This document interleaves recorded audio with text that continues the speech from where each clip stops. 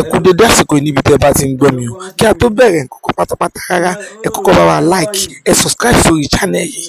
Èyí tá a tún mú wá fún yín lọ́tẹ̀ yìí ni sinimá ìyá mi àti wá apá kìíní àti wá apá kejì, apá kẹta náà àti wò apá kẹrin tó ń bọ̀ lọ́nà. Bó tẹ̀ jẹ́ pé Mide Martins wọ́n sọ fún wa pé sinimá yìí ní apá kẹrin, ṣùgbọ́n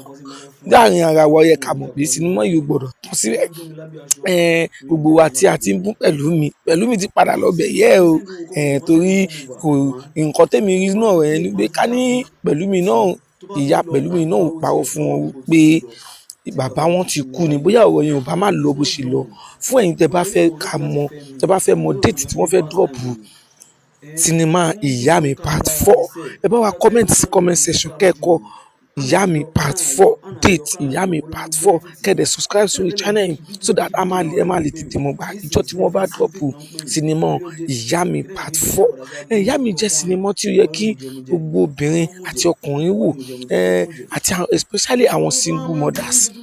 tó yẹ kó máa kọ́ ẹ̀kọ́ ńbẹ̀. Lóòótọ́ single mother ń gbìyànjú lórí ọmọ wọn, ṣùgbọ́n kò tún dáa kí a tún máa parọ́ fún ọmọ lórí ìyá bàbá wọn àbí nǹkan kan, gẹ́gẹ́ bí àwọn bàbá náà tó jẹ́ pé bàbá ìyá ẹ̀ nǹkan tí ò bá ṣe a máa sọ pé ó ṣe é àbí nǹkan kan. Lóòótọ́ bàbá yẹn ti lọ fún odidi ọdún tó pọ̀, àmọ́ ó lè nídìí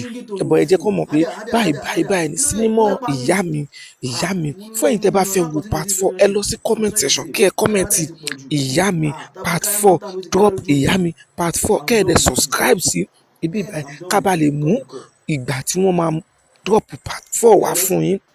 Ẹ comment ìyá mi part 4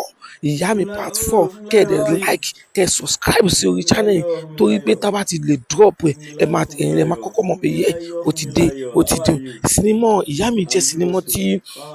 ó lékè ńkà látọwọ́ Mide Martins tí ọkọ Hafiz Owódé ṣe kíni tí ó direct sinimá náà. Àwọn tó wà ń bẹ̀ ni Yetunde Barnabas, fún ẹ̀yin tẹ́ bá ti wò Yetunde Barnabas, Jídé Awóbọ́nà àtàwọn oríṣiríṣi òṣèré ló wà nínú sinimá náà. So ẹ̀yin tí ẹ bá fẹ́ wo sinimá náà, ẹ kọ́mẹ̀ntì ìyá mi part 4 kẹ́ ẹ dẹ̀ subscribe sí orí ẹ kọ́ bẹ̀rẹ̀ sí ní subscribe sórí channel yìí ká lè tètè